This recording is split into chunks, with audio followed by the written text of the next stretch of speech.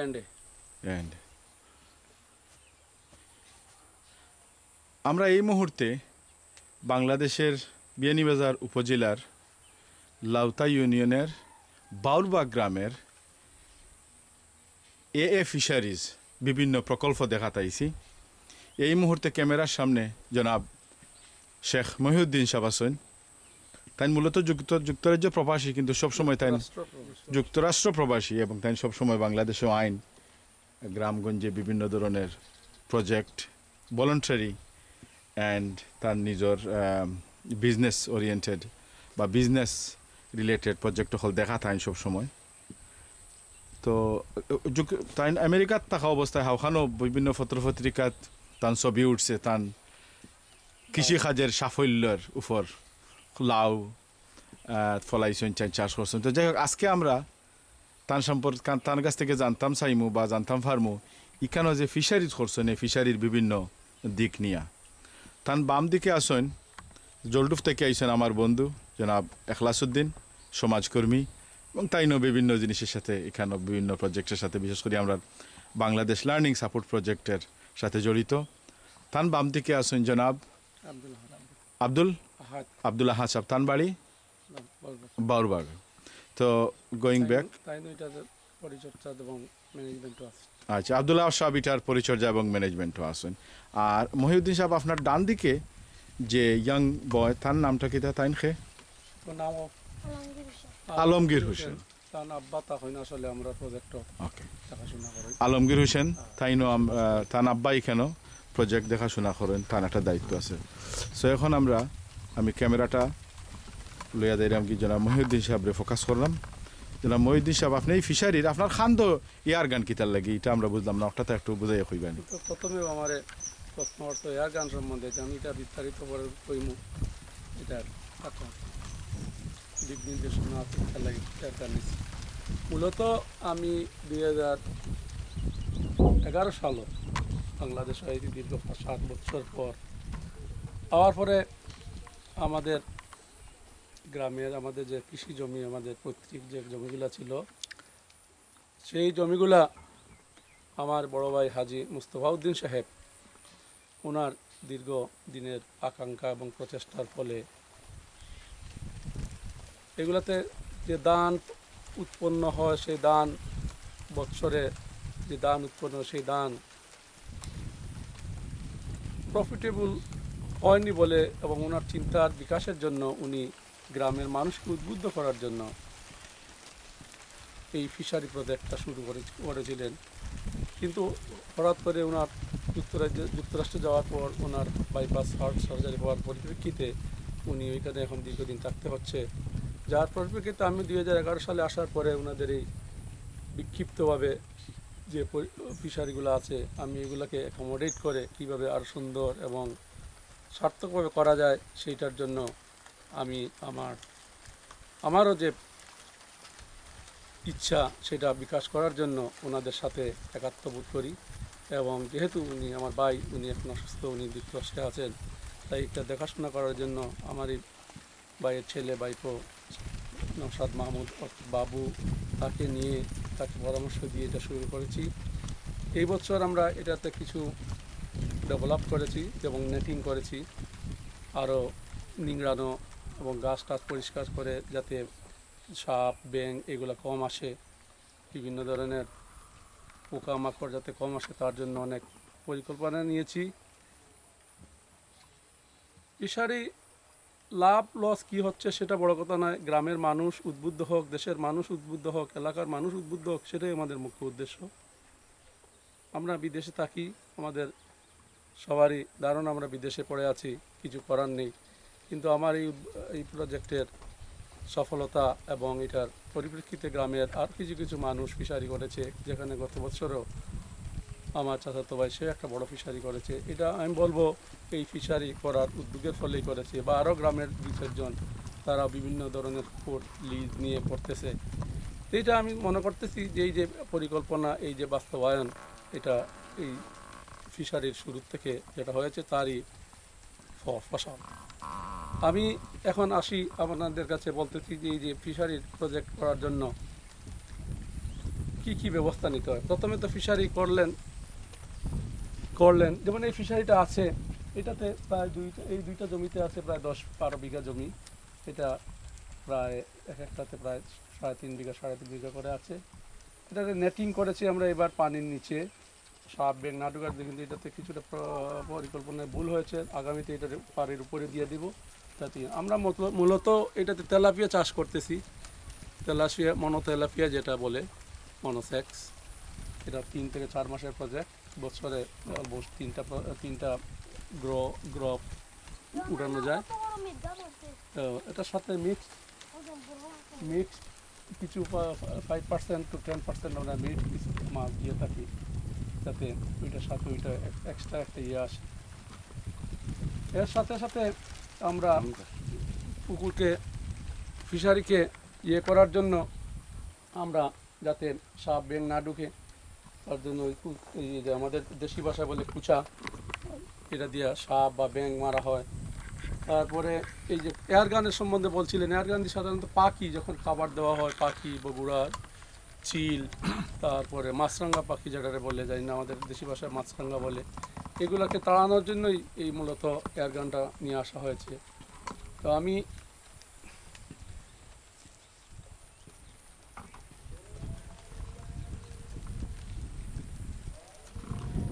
এইমাত্র একটা মাছরাঙ্গা পাখি আপনি তাড়াই দিলেন। মাছরাঙ্গা পাখি দেখলাম, মারার জন্য চেষ্টা করলাম, চলে গেছে। তো আপনারা চাষ করলে বিভিন্ন ধরনের প্রতিবন্ধকতা আছে, এটা অভ্যাস এবং ইয়ের মাধ্যমেই, যখন যেটা পরিস্থিতি আসবে সেটার মাধ্যমেই এটা প্রতিকার করতে হবে। আপনার হাতে একটা ক্যামেরা দেখতেছি। তো ক্যামেরাটা আসলে বিভিন্ন সময় আমরা আনি এই প্রজেক্টটা কিছু ভিউ বা উঠানোর জন্য যাতে এগুলো ভবিষ্যতে আমরা দেখতে পারি। যেমন একটা মাছ দেখা গেল, একটা সাপে একটা মাছ ধরে নিয়ে যাচ্ছে, তো এটা ছবি তুলে রাখলেন ট্রেনিং এর জন্য, স্টাফদেরকে ট্রেনিং এর জন্য। হ্যাঁ, এটা ঠিকই। বা একটা মাছ মরে পড়ে আছে, এটা ছবিটা নিয়ে রিসার্চে নিয়ে পাঠাইলেন যে মাছটা দেখেন তো কেন মূল্য। বা পুকুর পাড়ে যেমন আমরা কলা চাষ করেছি, গত বছরও আমাদের কলা চাপ এলো পাতাড়ি ছিল, এই বছর আমরা এটা নিংড়ে 2টা করে রাখছি এবং আস্তে আস্তে আমরা কলা উঠিয়ে দিব, কারণ কলা পুকুরের পাড়কে নষ্ট করে দেয়। আগামীতে আমাদের পরিকল্পনা বাইরের দিকে হয়তো লেবু চাষ করব, অথবা ঢেঁড়স, তারপরে কাঁকরুল, এই জাতীয় কিছু ফসল উৎপাদন করতে পারি, যাতে এটা একটা সাপোর্টিং আসে, প্লাস সবজি চাষ হলো। এইভাবে আমাদের পরিকল্পনা। এখানে যে কচুরিপানা দেখতেছে, এখানে আমাদের কিছু জমি আছে 5-7 বিঘা। আমার পরিকল্পনা আগামীতে এইটাতেও, সারা বছরে কচুরিপানা থাকে, এই সামনের সিজনে হয়তো বুড়ো চাষ হবে। এই আর সারা বছর বুড়ো চাষ, এক সিজনের জন্য বুড়ো চাষ হলো, আর সারা বছর পতিত থেকে গেল। এই পরিপ্রেক্ষিতেই এই আমাদের ফিশারি করার মানে প্রজেক্টটা হাতে নেওয়া হয়েছে। আশা করতেছি আগামীতে এখানে আর একটা ফিশারি করব, এটার সাথে অ্যাড করবে। আপাতত আমাদের কাছে আছে 5টা পুকুর, বড় প্রায় 15-16 বিঘা 18 বিঘা হবে। আর এটার সাথে আমাদের আরেকটা প্রজেক্ট আছে কুলাউড়াতে, সেখানে আমাদের বিশাল প্রজেক্ট, প্রায় 50 বিঘার মতো হবে। এটা আছে, সাথে অন্যান্য জিনিসও আছে। আমি আপনাদেরকে এখানে আসার জন্য ধন্যবাদ। যুক্তরাষ্ট্র রাজ্য থেকে আমার শ্যালক জনাব কামরুজ্জামান সাহেব আসতেন, আমি ওনাকে ধন্যবাদ। ওনার বন্ধু আখলাস সাহেব আসতেন, ওনাকেও ধন্যবাদ। আর পরিশেষে আমাদের এইটার ম্যানেজমেন্ট যিনি করতেছেন, যার অক্লান্ত পরিশ্রম এবং শ্রম এটাতে জড়িত, ওনাকে আমি, আব্দুল আহাদ সাহেব, ওনাকে আমি ধন্যবাদ দিচ্ছি।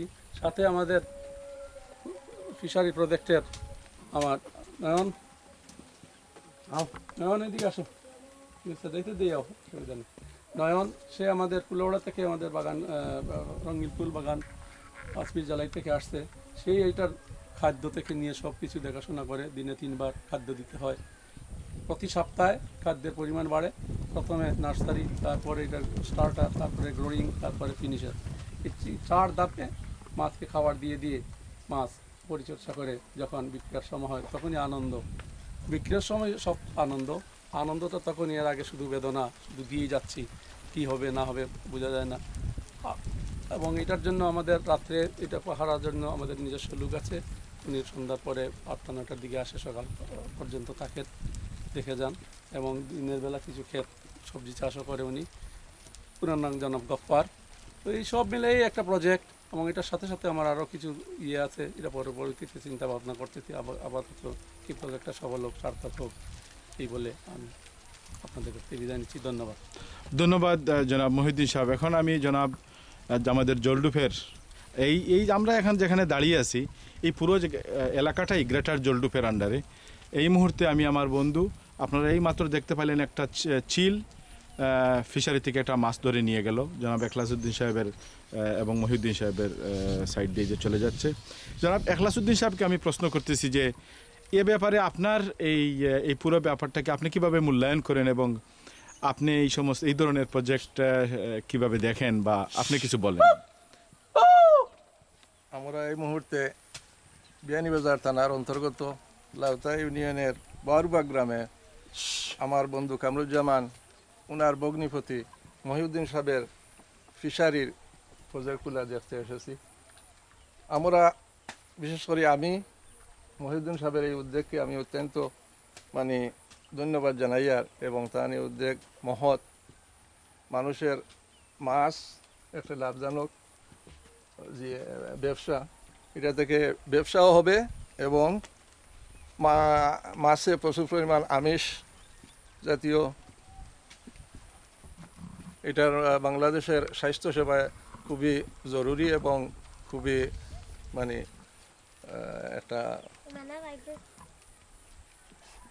মানুষের সেবায় একটা কাজে এটা খুবই ভালো একটা উদ্যোগ। তো আপনি বলতে চাচ্ছেন যে এটা শুধু ব্যবসায়ী দিক না, এটা সামাজিক একটা অবদান আছে। সামাজিক অবদান আছে, কারণ আমরা জানি আমরা বেশি মিট মাংস মানুষের স্বাস্থ্য সেবা, এটা খুবই একটা ভালো উদ্যোগ। এটার লাগে আমিষ দরকার মানুষের স্বাস্থ্যের জন্য। আর মহিউদ্দিন সাহেবের এই ধরনের প্রজেক্ট দেখি আমাদের দেশের আরও অনেক উজ্জীবিত হবে এবং এই ধরনের প্রজেক্টগুলো করতে উৎসাহিত হবে আমি আশা করি। আর মহিউদ্দিন সাহেবের যে উদ্যোগ নিশ্চয়ই এটা নিঃসন্দেহে খুবই ভালো একটা উদ্যোগ। আমি তার এই প্রজেক্টগুলোর উত্তর উন্নতি কামনা করিয়া এই বলিয়াই আমার বক্তব্য শেষ। জনাব আব্দুল্লাহ সাহেব, আপনি কিছু অ্যাড করবেন কিনা? আমি বিগত 4-5 বছর থেকে এই ফিশারিগুলোর সাথে জড়িত আছি। শুধু ব্যবসায়িক ভিত্তিতে না, এগুলা করার ফলে অনেক লোক উদ্বুদ্ধ হচ্ছে। আমিষের যে অভাব আমাদের দেশে আছে সেটা পূরণ হচ্ছে। পরবর্তীতে আমাদের যেগুলা ইয়াং জেনারেশন জবলেস অবস্থায় আছে, তাদেরও একটা কাজের সুযোগ সৃষ্টি হচ্ছে। সেই হিসাবে এগুলা করাতে আমাদের সাধারণত আমরা কাজের মধ্যে দিনটা কাটানোর একটা সুযোগ পাচ্ছি। আমিষেরও ঘাটতি পূরণ হচ্ছে, দেশেরও উন্নতি হচ্ছে, জনগণ উদ্বুদ্ধ হচ্ছে। আমিষের যে বিরাট ঘাটতি আছে, কিছুটা হলেও এটা হয়তো ঘাটতিটা পূরণ হচ্ছে। তো আমি বিশ্বাস করি এইভাবে যদি সবাই উজ্জীবিত হয়ে এই ধরনের কাজ করে, তাইলে দেশের উন্নতি হবে, আমিষের ঘাটতি পূরণ হবে। আপনারা কষ্ট করে আসছেন, আমাদেরকে এটা দিচ্ছেন, তার জন্য আপনাদেরকে ধন্যবাদ। আমি এতক্ষণ ক্যামেরার পিছনে ছিলাম, এখন ক্যামেরার সামনে এসে আমি দু একটা কথা বলবো। এখন যেটা দেখলাম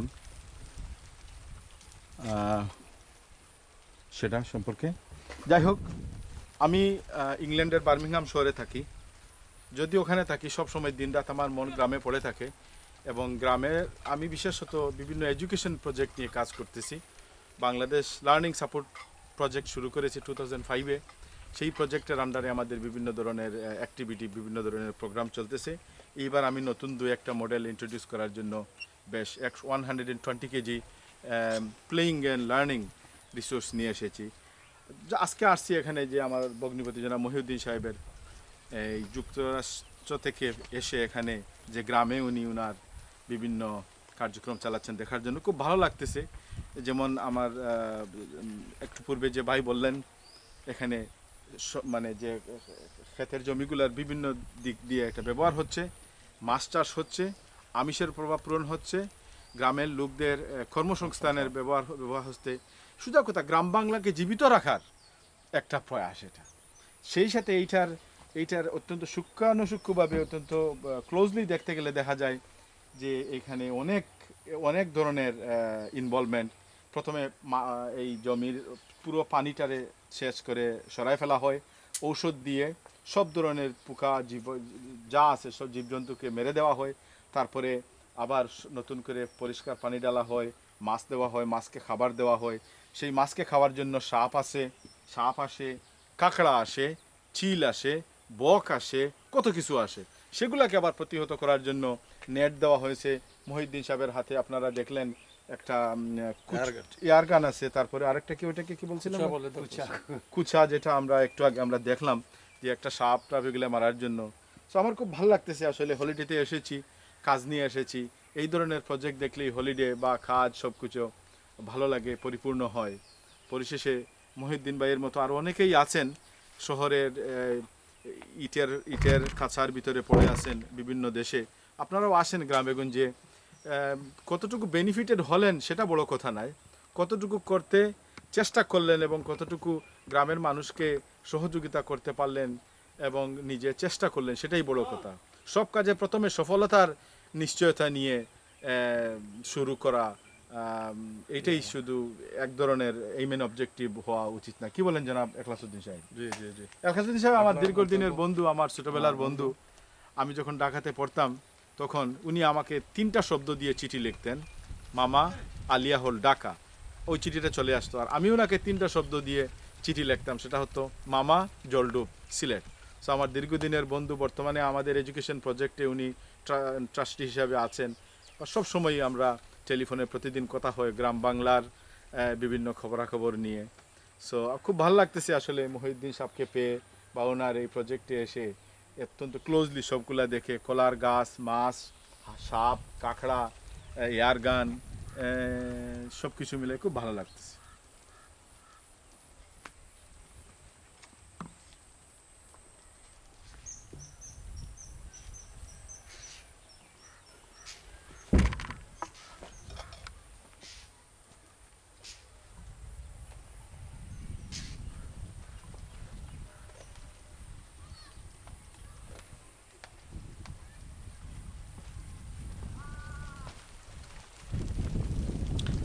জনাব এখলাসউদ্দিন সাহেব, আপনার হাতে রেডিও আছে। আমাদের এই ডকুমেন্টারিটা শেষের দিকে দেখেন তো একটু রেডিওতে বাংলার একটা কোনো একটা গান দিয়ে আমরা শেষ করতে পারি কিনা। আমার হাতে দেন দেখি, আমি একটু ভালো একটা গান দিয়ে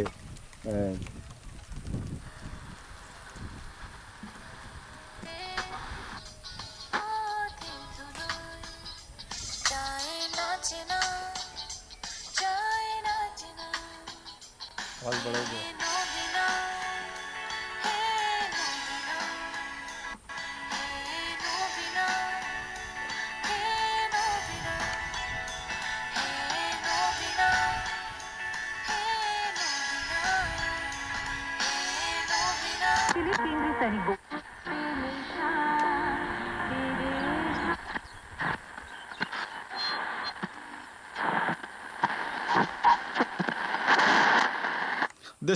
দেশের কোনো গান পাওয়া গেল না, তার চেয়ে আমি দর্শকদের নিজেই দুলানের একটা গান গেয়ে শোনাই।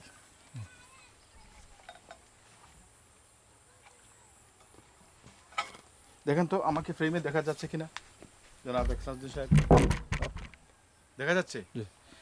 যেই দেশেতে শাপলা শালুক বিলের জলে বাসে, যেই দেশেতে মাঝি মাল্লা নদীর কথা বলে, সেই আমাদের জন্মভূমি, মাতৃভূমি বাংলাদেশ, বাংলাদেশ, বাংলাদেশ।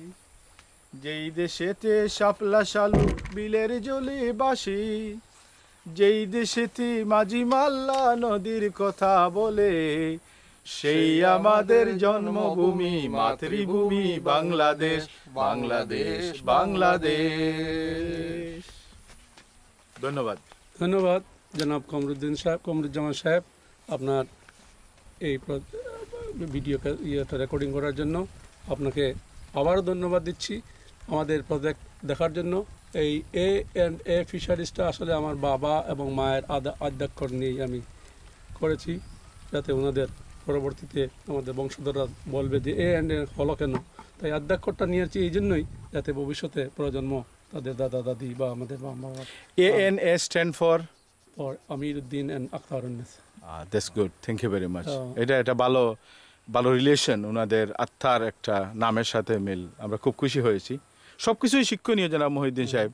আমরা আমাদের পারিবারিক গুরুস্থান আছে, ওই গুরুস্থানের পাশে আমাদের দাদা দাদি সবাই শাহিত আছেন, ওইখানে ছোট্ট একটা পাঞ্জাগানা মসজিদও আছে। এইদিকে একটু সরেন, ওইখানে ইয়েতে আসবো নিট, আমি একটু ক্লোজ করে দিই ওই একটা নিট মসজিদের মতো, এখানে। ওই যে একটা। জি, আমি এটা নিয়ে আসতেছি। আসলে এই জমিটা, এই জমিগুলো আমাদের গ্রামের সবারই ইয়ে, আমাদেরও একটা বৃহৎ অংশ আছে গ্রামবাসীর। পুরো এই মাঠটা পুরোটাই আমাদের গ্রামের সবার জমি। এখানে সবাই চাষ করে, কেউ বর্গাহত করে, আর বাকিগুলা তো আছেই, প্রত্যেকের জমি থেকে চাষ করতেছে, সবজি চাষ, ধান চাষ।